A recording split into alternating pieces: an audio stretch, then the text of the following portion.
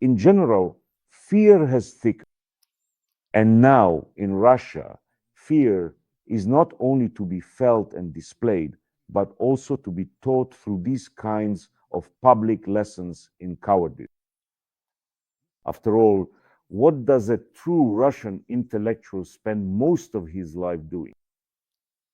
A genuine Russian intellectual spends most of his life searching for excuses for his cowardice, his human worthlessness, and his obedience to all sorts of dark forces.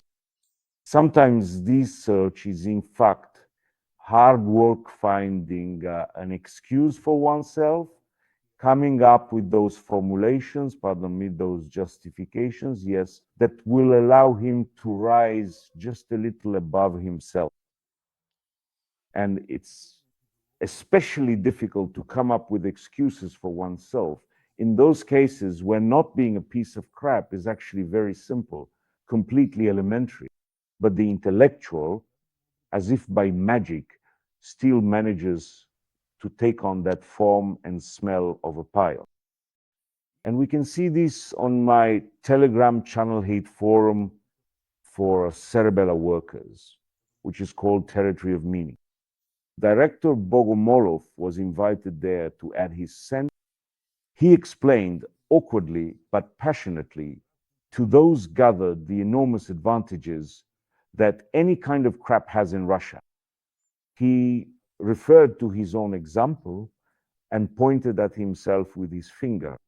Konstantin made it perfectly clear to the audience that if he weren't an excrement, he wouldn't have received a couple of theaters from the Kremlin as his own property, nor a used but wealthy bride.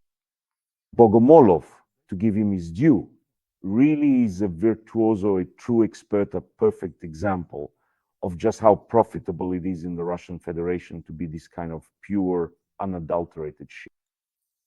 But he mixed into these core qualities of his higher meaning, creative joy. Listen, it's hilarious.